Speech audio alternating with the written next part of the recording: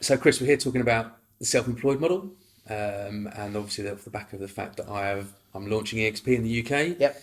I know you've been a big advocate of self-employed. You've certainly got opinions on it. How would you go about setting up a self-employed model if you were an estate agent?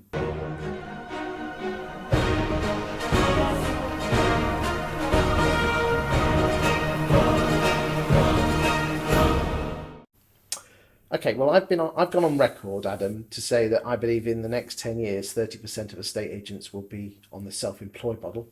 I think the online model is a model which is not dead and buried, but it's kind of got to 5, 6, 7%, and I think it'll stay there.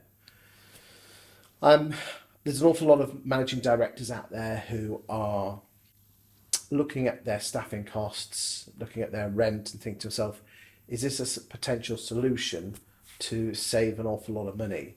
And I think if there are people out there, bosses who think that the self-employed hub model is a way to save money, I think that's the wrong attitude to go down. Why is that? You see, I'm of the opinion that the balance between the brand and the person in UK estate agency is wrong. Why should the boss keep 95% of the fee and 5% of it go to the valuer?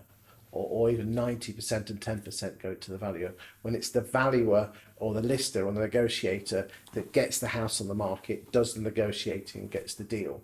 I think we have there are certain elements, not all, certain elements of the industry who have brainwashed the valuers into believing that the brand is more important than the person. And I believe we're in a people business, not a property business. And therefore, if we go down the self-employed route, valuers and negotiators, especially valuers and managers, will actually earn what they deserve for the effort that they put in. That is why. And how's that going to benefit the consumer? And I've got an idea of how that benefits the consumer. What are your thoughts on that? Well, I had Nick Neal on this sofa here about a year ago, and his model is the U Move model is an absolutely fantastic model, and it was that model that actually got me really interested in the self-employed model, and basically the valuer or in essence the license holder, the franchisee, does everything. I think, there are valuers out there who go around in their fancy BMWs, sit on the sofa, give it the 1 hour bullshit to the granny on the sofa, and you never hear from that valuer again. Whilst, and then the negotiating is done by Floss, the 21-year-old millennial, nothing against millennials, who couldn't negotiate for toffee, let alone get someone up from 450 to 475. But the reason they're doing that is because they're only earning 5%. So why should with that self-employed model where you're going to earn the vast majority of the money, then most agents will take ownership of that, and that then cascades into a better consumer experience. Is what my Definitely. I thinking mean, is. if you think about it, if a valuer is good enough to go and sit on the proverbial sofa and convert someone at 2%, and all the other agents are doing it at 1%, they should be the one that does the negotiating. And what I'm suggesting, the U Move model, is that the person who does the viewing is the valuer, the person who does the offer is the valuer, and the person who negotiates everything from start to finish, one person. And you could almost turn around and say, well, surely that means that you can only take on so many properties. Well, surely if you can take on 10 properties a month and sell 8 of them and sell it for 2% fee, as opposed to busting the gut and getting 20 a month at 1%, Yeah. you can always employ a few people in the background just to help you out. Well, yeah, absolutely. I met an agent recently who's out already charging. He's got his own business, and he's charging £500 up front and 2% on completion. But he promises to only deal with 5 clients a month, and he's actually getting clients phoning up saying, "Can I get on your list of It's clients?" almost like a waiting list. Yeah, he's got a waiting list, and this is 300,000 average house price, 2% average fee, and he said, "Do you know what, Adam? I sell every single property."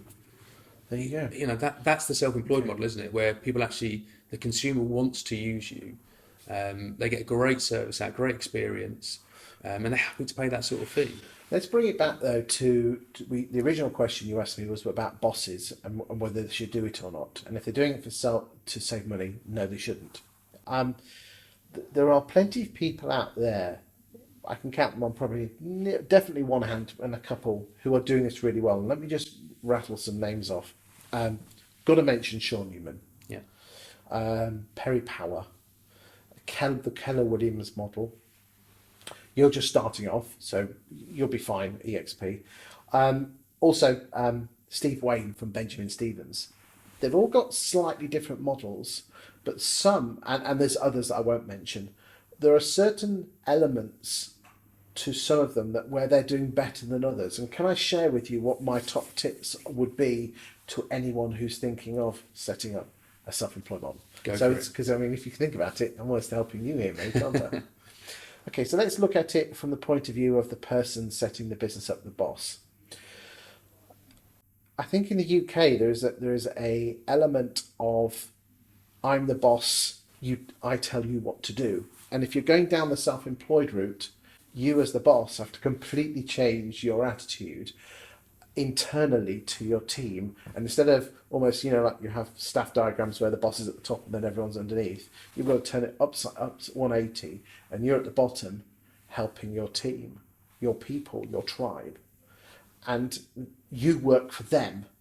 Yeah. So you've got to become a leader, not a manager. And unfortunately, there's plenty of managers out there, but there's not many leaders.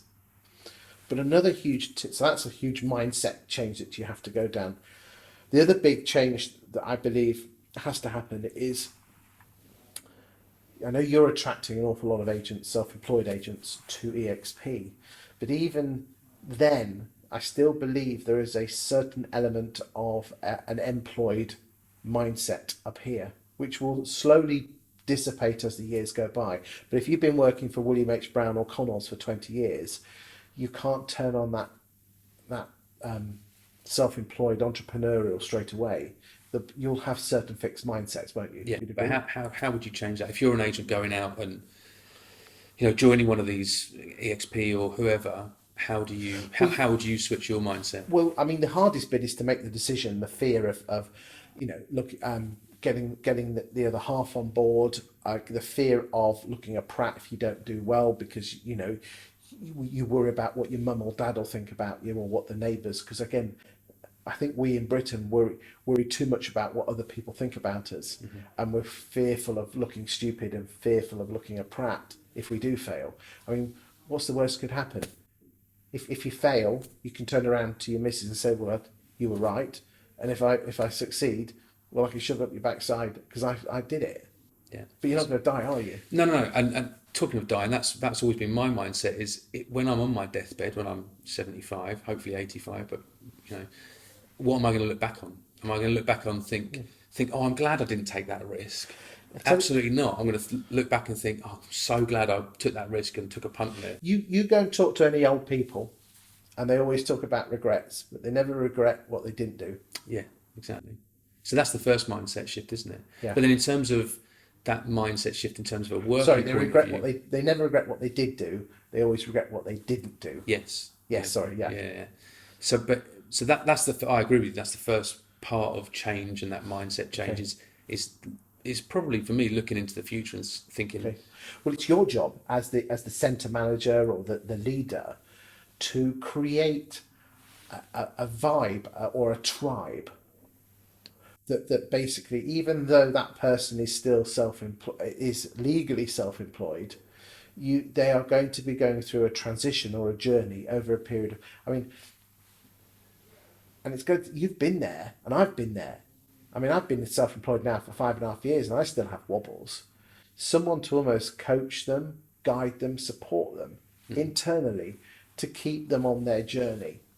Because people almost, not like a parent, but almost like a guide. yeah, Someone just to look out for you. probably someone who's been there, done it before. Yeah. What and in terms of getting up and running quickly, and you're a very long-term thinker, I think, in terms of the videos and the farming and stuff like that you do. But what's the strategy of an agent? In your opinion, going self-employed, should they look short-term, long-term, or a bit of both? And how do they? Before I answer that question, can I not leave, but can I just mention another skill which is definitely required from anyone setting up a self-employed model? Go on. Okay, so we've talked about you being a leader internally, but you also need to be a leader externally for agents to be attracted to you. Now, one thing that I have noticed is that yourself and Sean Newman in particularly is getting out there, creating great content, valuable content that other agents are interested in, that will basically, he becomes an attraction that people start to trust him. Yeah. And that's, you're doing it. You need to do a lot more of it though, mate, if you don't mind me saying. Just create compelling, interesting, intriguing content that people would miss if you didn't. And it's a case of telling people stories, your stories, everyone else's stories, your fears, the frustrations, documenting people's journeys. Definitely, if I was you, when you launch, I want you to take your mobile phone and I want you to video people talking about their journey on EXP, about the fears, the frustrations, the hopes and the dreams. It's on the roadmap. Just get it out there, babes, because I tell you now, if you do that, people will watch it and they'll start to trust you because they're engaging with your content, and people become trustworthy of people with content they engage with. Hence why we put celebrities on the pedestal. Right, answer your question, short term or long term. You need to do both, mate. How do you do both? How do you get that short term win with a few instructions and a couple of sales under your belt, but also have that establish yourself long term in that area? Okay, so we both have 24 hours in the day, don't we? Yeah. Okay. It shocks me how much time people waste watching Netflix. I think the average human being is on social media nearly 2 hours a day. Okay. Yeah. Yes, the people that are watching this are going to be, you've got to get up at 6 a.m. and do 2 hours worth of, I think the morning you've got to be doing at least 2 hours prospecting. But how many people finish work at 6, have their tea by 7? Yes, you've got the kids. You put the kids to bed between 7:30 and 8 o'clock and 9 o'clock. You've still got between 9 o'clock and 12 o'clock. Yeah. All right. You've got the same hours as I have, but if it's that important, you've got to work 18 hours a day, and that you can say, well, that's easy to do if you've got a family. Yeah, well, I'm not being with my family. Well, none of us remember our times. If you're with your kids but you're just on your phone all the time playing Candy Crush, that's not quality time, mate. Yeah. We as children remember when our dad or mum took us to the park. You don't have to be there all the time, but the amount of time that you do there has to be 100% quality. I know it sounds really daft, but switch your bloody mobile phone off. Do not disturb, 2 hours, 9 till 11 in the morning. Too right. Yeah. But even with your kids. Yeah. And, if you've got to work your ass off on a Saturday, but Sunday's off time, do it. But make sure you do have some quality time and take them down the park and make memories. Yeah. Yeah, it's hard work. But, if it wasn't hard work, everyone would be doing it. Well, and that's, no one says it's going to be easy. And those people that reach the top have generally, that earn the big bucks. Well, look at all the sports stars. Look at all the musicians. People say that they're overnight success. You never saw them putting in the years of busking and things like that. Yeah. I'm sorry, we especially the younger generation, and I'm making a sweeping statement here because not everyone fits into this. So I'm not being against millennials or anything like that. But there is almost a sense of entitlement of, if I open up an agency, people will come to me. No, they bloody well won't. It's sodded hard work. So I'll tell you a little. When we started Hatch, there was me and 2 business partners actually, and we started building the website in August or whatever it was, with a launch in May. It was a long old slog. It was just horrendous until we went live. Anyway, went live on 25th of May, 2006, and we sat in our office, and we literally just sat there, waiting for the phone to ring. And after 3 days of sitting there, me and the 2 Jameses that I worked with, we said, well, the phone isn't ringing, but we've got a website. Yeah. We've put a few leaflets out. We've got a Google AdWords campaign. Google was really early at that time. Why isn't the phone ringing? And we all had a little bit of a huddle and thought, if it carries on like this, we'll be out of money within 6 weeks. And so we went and traipsed the roads. We did the good old fashioned, went down the roads, went down the busy roads with where the signs could be seen the most, knocked on doors, put leaflets through letterboxes, spoke to anyone we'd see, went down the pub on the Friday night, gave our business cards out, started prospecting, canvassing, and it was only from, after a week of nothingness where we just expected stuff to happen to us. It's a lot of agents. It was only when we actually got out there and did the hard yards, that business started coming. So I'm of the opinion that, okay, so there's two types of business generation, hunting and farming. Okay. Hunting, you go out and go and get it, like the proverbial caveman. And the farming is you basically create the farm and the animals come into the field, and then whenever you want something, it's there. yeah, I think for the first year, 2 years, you have to do both. You have to go hunting and farming. Now, there's plenty of agents that just do hunting. The problem with hunting is as soon as you stop it, it stops like a tap. yeah, So for the first year or so, you've got to go hunting and almost do the farming, creating the field, making it gorgeous and lovely, tilling the soil. So when the wildebeest walk past, they come into your field and you can close it if we're using analogies. yeah. And then eventually you can slowly drop the hunting and you can just be a farmer. And we all know that farmers are a lot richer than hunters. So Very true. what does that exactly look like? Well, I mean, I've interviewed the great and good of a UK estate agency, but fundamentally the best, if you what I would do if I was an EXP or a self-employed agent or any agent tomorrow to get business, estate agency business, Go on. I'd use the frozen pea method. Love the frozen pea method. I've done a training video on it, which if you just type into Google, so into YouTube, the frozen pea method, it comes up. But fundamentally, you knock on the door of every single property that's on the market in your town. When they open, which immediately, most people watching this are not going to do this because they're afraid of rejection, especially valuers. They hate, they want everyone to love them, don't they? And basically, you knock on the door and you say, "Hi, my name's Chris from Chris Estate Agents, and I've been driving past your property now for 8 weeks. I can't stop because I've got a viewing around the corner in 4 minutes' time. But I'm knocking on your door because I'm really worried. Why are you worried? Well, I see you're on the market with Connells. Other estate agents are available. Whatever. And they are an absolutely fantastic estate agent, by the way. Which they are. Yes, they are. They are a very good estate agent. But I don't know if you're aware that 10 or 20% of properties that come on the market don't actually make the portals. And that means that you're probably missing out. Now, I don't want your name or number, but if you give me, if you tell me what you're looking for, if I spot anything, I'll pop it in the post to you. Brilliant. So I'm not asked for your name, your details, or anything. I'm not asked to try and sell you anything. So basically, it's saying you're not on my mailing list. You then bugger off, and then next week you knock on their door and you say, "Hi, it's Chris again. I'm the chap that knocked on your door last week. Can't stop. Got frozen stuff in the car." That's why it's called the frozen pea method. I spotted this 3-bedroom semi that's on the market with purple bricks, and I spotted this 3-bedroom semi that's on the market with heart. So you've got to give other agents details. Okay, that's interesting. That's a bit. I'm not sure I want to do that. Okay, the purpose of is to get the business, isn't it? Yeah. So you have to build up trust. Know, like, and trust. Yes. So if you went in there slagging the opposition off, or basically saying your will is bigger than anyone else's, are you building trust? No. What if now that property's already on the market, you have no properties to sell, they can see it on Rightmove, but who's the person that's printed it off and delivering it? And even if they say, "Oh, I've seen that one," you're still the person dropping it off. establishing trust. Okay. What you then do is you then walk away. Okay, just disappear. Yes.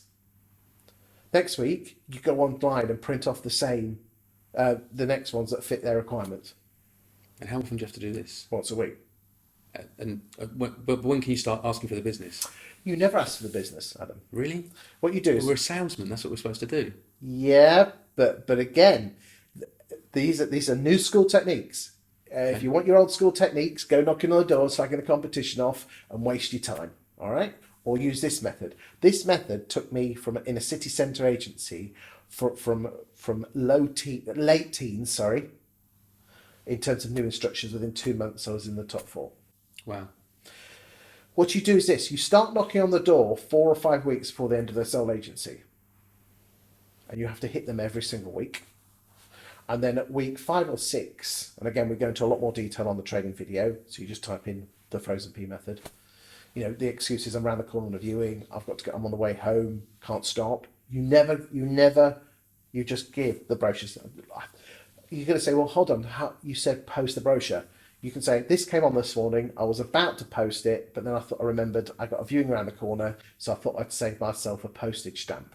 Yeah. It's really important because then they say, why has he dropped it off? To save money. Yeah. You're not really doing that. You're doing it to build a relationship. You just keep giving them brochures, and what they'll do at week 6 or 7, 5, 6 or 7, they'll say the magic line. Which is what? Chris, I feel really embarrassed that you're trying to find me a property, but I haven't sold mine. Wow. Okay. And what do you think the reply is? Well, I mean, that's just an easy in. Oh, let me come in and take a look, see if there's anything I can help with. See if they've got great agent comments, but let's just see if they've missed anything. Yeah. And they just happen to be opening that, and as long as you hit them 4 or 5 weeks before the end of their sole agency, they'll be getting jitters at the time of their sole agency ending. It's the only thing I know that works really well. The next best thing, if you've got a cop out, is a letter. Yeah. So that's how I built my businesses. Okay. So that's how I built Hatched, was letter, but we had really good content. Yes. This was back in 2006, and timing was perfect. We did bombard them as well, to be honest. I tell you what, I've got a friend who works for one of the how can I say, vulture estate agents. I won't mention their name, Okay. but they're the ones that basically bombard agents' properties with they never go for the first time, they always go for the second time. They're a nationwide agent. And I asked him what is the secret to his letters, and what do you think the answer was? Consistency? Is it really? Yeah. That's all I think it is, yeah. Consistency. Drip, drip, drip, Yeah. drip, drip, drip. So I remember when I had my house on the market 3 or 4 years ago, and I got one letter per agent, but none others followed. I mean, it was only for 3 weeks. Obviously, I'm an estate agent, so I sold it very quickly. But for 3 weeks, I didn't get, that consistent. And, look, there's time in there, and maybe I'd have been targeted a bit later on in the process. But Yeah, I think it's almost wasting money in the first few weeks. You could probably do an intro letter. Yeah. And if you filled that full of content, top tips to sell your house, top tips to get the best value. this is the thing, yeah. I thought one of my plans for my estate agency would be, 5 reasons or 5 ways to maximise the potential of selling your house. Yes. And 1 letter per week, tip number 1. This is why it hasn't sold. Tip number 2, or not why it hasn't sold. It's got to be valuable. Yeah. So that's hunting, but then it comes down to farming. Now, I'm a firm believer. So if I had an agent and I was setting up an agency today, yes, I'd do the hunting method, but I'd also start doing the farming almost straight away. So which town are you from? Hitchin? Where do 100% of Hitchin homeowners live? Hitchin. Would it be fair to say that Hitchin homeowners are interested in the Hitchin property market? Yes. So I know what you're going to come on to, and I'm going to challenge you a bit in a minute. Yeah, go on then. Well, so I see a lot of videos out at the moment, and this is probably thanks to you. I think you're a master videographer and influencer in the industry. So, but the videos I see at the moment from estate agents are, hi, Adam Day here from Hitchin, and the average terrace is £333,564, and that's gone up by 10% in the last 4 years. And the average detached house is, I'm not interested in that. I'll be honest, I'm not particularly interested in that. But do you think the man on the street is interested in the average price of a terraced house across the whole of a town? So, has any of the videos that you've been watching been from a Hitchin agent? No. You've answered your own question. Okay. You see, you are connected up as someone big in the industry to other estate agents. So therefore, the way social media works is you get to see what your connections are chucking out. So if all your connections are estate agents, you will see all their content. Yeah? Okay.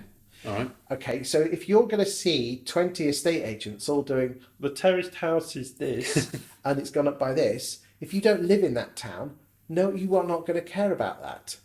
But surely I'm going to care more about content like, can I make an offer when my house hasn't sold? Or... No.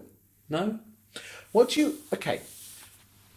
Probably only 2 or 3, okay, hold on a second, we can work this out. At any one time, there is no more, hold on, we can work our sums out. There's 27 million houses set in the UK, of which, just work my sums out, about 19 of them are privately owned, owner occupied. And in the UK, 1.4 million, 1 million houses sell. So 1 in 20 people a year move. right? It's about 6% go on the market, 6 to 7% Okay. go on the market in any 1 year. Okay, so that will be of interest to them. Where I think estate agents are going wrong with their marketing is that they're trying to get it on the radar of people that have already made a decision on which estate agent to use. Okay. Your job as an estate agent is to get on their radio before they need you. Now, do you think someone who's thinking of selling in 2 years' time is interested about putting an offer in? No, it's a good point. Okay. Now, that content's great for existing people that are on the market. You've got to work out I call it the dinner party effect. What gets talked about around dinner parties? Now, would the question of should you put an offer in before you sell be on a dinner party? No, it'd be Okay. what's Okay. what's But the what local if- house price? But what if Hitchin house prices have gone up more than Letchworth? Yeah. Yes. Yeah. Talking about the local property market is just about getting engagement and interest. Now, you talked about these videos. Yeah, go on. So you've made me think of something. When I left Hatch again, I keep talking about it, but I will do. When I left Hatch, I put on my Facebook thing. For the last time ever, I will be asked the question, "How's the property market?" There you go. Because that's the question that I've been asked. If I had £1 for that up question, then we'd be rich men, wouldn't we? Of course you would. So you're going to say, well, you know those local, and again, there's plenty of agents out there saying, well, every agent's doing it. Again, if you're an agent and you're connected up with other agents chucking videos out, that's all you're going to see. It's like you decide to buy a Mini and all you see is Minis on the road. They were already there before. It's just that you were now got your reticular vision looking for them. Okay. The job of an estate agent, I mean, if the best thing you can do as an agent is put your mobile phone on a tripod, go out onto the town green and do a local property market report. I've done training videos on them, how to do a property market report using Rightmove. You don't have to be a member of Rightmove, it's all there. And all you do is you post it in the Facebook groups of your town. Yeah. Because the only people that are going to buy I Love Hitchin or Hitchin Buying and Selling Cheap Shit, excuse my French, are people from Hitchin. See, that's where everyone goes wrong with their social media. They just chuck it out on their own feed, which is good, but it's better placed if you post it in the groups that are based on your town. You see, one of the best things I advise my clients to do is go into these Facebook groups, these Hitchin. I think I'm giving you all your training now. Yeah, you can watch this video. Is if you go into a Hitchin group, can we agree that most of the people are from Hitchin? Yeah. Well, I've been in Hitchin, but they're mostly from Hitchin. Okay, Yeah. so you press the word members, connect. Yeah. And that Facebook will only let you do that for probably about 15 minutes. Then tomorrow, connect. Your job as an estate agent is to be the most after the weather, the town property market is the most interesting thing in the world to people. Yet all we do as agents is talk about ourselves and our market share. Yeah. So if we create content that's interesting about the property market to local people, would be interesting. That's what landlord and vendor farming is. Good stuff. Thank you very much, Chris.